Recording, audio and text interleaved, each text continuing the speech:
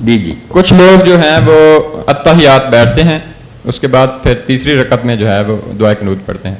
کچھ لوگ دوسری رکعت میں ہی اٹھ جاتے ہیں اور پھر ہاتھ اٹھا کر قنوت دعائیں پڑھتے ہیں. تو اس کا مسنون طریقہ آپ بتا دیں. نماز وطر کے بارے میں پوچھ رہے ہیں کہ 3 وطر اگر کوئی پڑھے، ویسے تو اللہ کے رسول علیہ السلام نے حدیث پاک میں فرمایا کہ وطر حق ہے، جس کا جی چاہے 5 پڑھے، جس کا جی چاہے 3 پڑھے، جس کا جی چاہے 1 پڑھے. وطر کہتے ہیں عربی زبان میں تا کا عدد، جو تا کا عدد ہے نا 2 پر تقسیم نہیں ہوتے، 1 3 5 7 9 11، یہ سارے وطر ہیں. تو آپ نے فرمایا 5 پڑھے، 3 پڑھے، 1 پڑھے، اس کی مرضی ہے.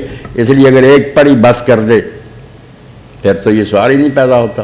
اگر 3 پڑھنا چاہتا ہے وہ اس کے 3 طریقے، وطر پڑھنے کے 3 طریقے دنیا میں رائج ہیں. ایک طریقہ تو ہے جو صحیح اور بہت اعلیٰ، جس میں شک و شبہ نہیں، اور ائمہ کی اکثریت نے اس کو قبول کیا. حرمین شریف میں بھی آپ دیکھتے ہیں تراویح کے بعد پڑھنے وہ طریقہ ہے کہ 2 الگ پڑھے جائیں، 2 رکعتیں الگ شروع کی جائیں، اتحیات، درود سلام پھیریں ختم کر دیں. 1 رکعت پھر اٹھ کر اکیلی پڑھیں، وہ نئی شروع کریں، اس میں پھر ثنا پڑھیں، فاتحہ سورت پڑھیں، قنوت پڑھیں، اس کو الگ پڑھیں. یہ شفع جو ہے نا، شفع کہتے ہیں جوڑا 1 وطر تک، ان کو الگ کر کے پڑھا جائے دونوں کو. اصلی طریقہ تو یہ پکا جس میں شک شبہ نہیں.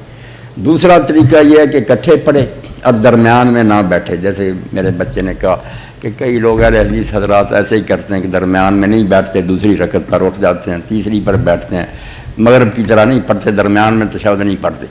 یہ طریقہ بھی رسول کریم علیہ السلام سے ثابت نہیں ہے. یہ حضرت عطا بن ابی رباح وغیرہ نے پڑھا، کوئی اس کا ثبوت بھی آپ سے نہیں ہے.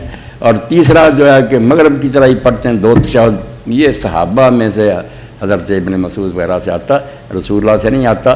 اس لیے اگر آپ پوری سنت کی پیروی کریں نا جس میں کوئی شبہ نہیں، پھر تو پکا اور قوی قول ہے کہ 2 رکعتیں الگ پڑھیں، ان کا سلام کہیں، 1 جو الگ پڑھیں. شفع اور فصل میں فرق کریں. حضور یہ کر کے درمیان میں باتیں کر لیتے تھے، ابن عمر کر لیتے تھے. 1 الگ پڑھی جائے، 2 الگ. سب سے قوی تو یہ ہے. باقی دوسرے طریقے میں ان کو ہم یہ تو نہیں کہہ سکتے کہ اس سے نماز نہیں ہوتی.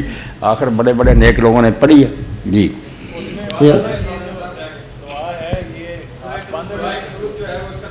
دعائے قنوت کا پوچھا آپ نے.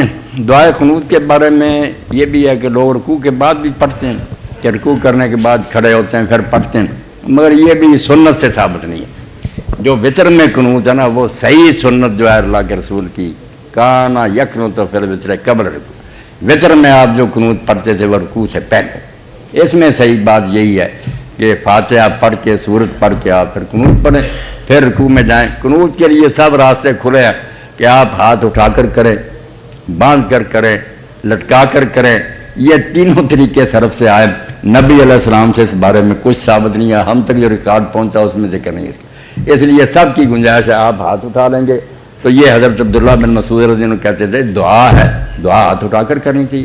اور امام جو ہے نا ابو یوسف رحمۃ اللہ علیہ، ابو حنیفہ رحمۃ اللہ بڑے شاگرد تھے، وہ کہتے ہیں ہم کوفہ والوں نے قنوت تو وطر کی سیکھی ابن مسعود سے، اور طریقہ امام صاحب اپنا ہی آپ نے بنایا، وہ باندھ کر ابن مسعود سینہ کے برابر اٹھاتے تھے. اگر وطر ان سے سیکھا ہے تو وہ کرو جو وہ کرتے. اس لیے مولانا تقی عثمانی وغیرہ بھی مانتے ہیں کہ بھائی سچی بات یہ ہے کہ ہاتھ اٹھانے چاہیے.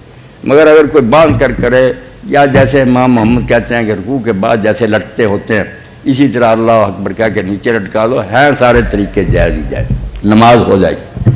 جی سر جب وطر پڑھ لیتے ہیں صبح کی نماز کے تک اس کے درمیان میں ہم نفل پڑھ سکتے ہیں کہ نہیں؟ ہاں بالکل ٹھیک ہے کہ اگر اس نے عشاء کے ساتھ یا کسی وقت وطر پڑھ لیے اور بعد میں موقع مل گیا تو آپ فجر کی اذان ہونے تک جتنے جی چاہے نفل پڑھ سکتے ہیں، کوئی رکاوٹ نہیں، سب ٹھیک ہے. مگر جب آپ نے ابھی وطر پڑھنے نا اس وقت طریقہ یہ ہے کہ اس وطر آخر میں پڑھیں، نفل جتنے پڑھنے پڑھیں، بعد میں وطر پڑھیں. وہ مسئلہ صرف یہ ہے کیونکہ کئی لوگوں کا میں نے دیکھا نا اچھے بھلے وہ کہتے ہیں ہم نے تو اٹھتے پہلے وطر پڑھ لیے پھر نفل پڑھتے رہے. تو آپ نے طریقہ سمجھایا کہ رات کو اگر نماز پڑھنی ہے تو آخر میں پڑھو وطر، پہلے نفل جتنے جی چاہے. مگر جب وطر پڑھ لے اور بعد میں کچھ جاگے تو پڑھ سکتا. حضرت طلق ابن علی رضی اللہ عنہ صحابی تھے، ایک محلہ میں گئے، لوگوں نے کہا آپ ہمیں یہ رمضان شریف کا قیام جو تراویح پڑھا دیں، انہوں نے جماعت کرائی. پھر دوسرے محلے میں گئے، وہاں کے لوگوں نے بھی کہہ دیا، آپ امام بن گئے، پھر پڑھائی. مگر جب وطر کا وقت آیا نہیں پڑھائی. فرمایا لا وطران فی لیلہ، ایک رات میں حضور نے فرمایا وطر نہیں 2 مرتبہ، نفلوں کی کوئی بات نہیں تھی، وہاں بھی میں پڑھایا تھا، پھر دوبارہ یہی تراویح ان کو پڑھائی، تو کوئی بات نہیں، بعد میں بھی جاگے آدمی تو پڑھ سکتا۔ بہتر یہی ہے کہ چھوڑ دے وطر اور پچھلے حصے رات میں پڑھے، ان کا اصل وقت جو ہے نا وہ آخر اللیل ہی ہے۔ ہمیں آسانی دی گئی ہے کہ نہیں اٹھ سکتے، چلو پہلے پڑھ لو۔ ابو ہریرہ رضی اللہ عنہ چونکہ پڑھتے پڑھاتے رہتے تھے، آپ کی طرح آپ نے ہدایت کر دی کہ ابو ہریرہ تو سونے سے پہلے وطر پڑھ کر سویا کر، اگر نہ اٹھ سکے گا تو وطر تو پڑھے ہوں گے، جو اٹھ سکے اس کے لیے بہتر یہ ہے کہ 4 فرض اور 2 سنت پڑھ کر نہ سو جائے، بعد میں جب جاگے گا تو پھر نفل پڑھ کے پھر وطر پڑھ۔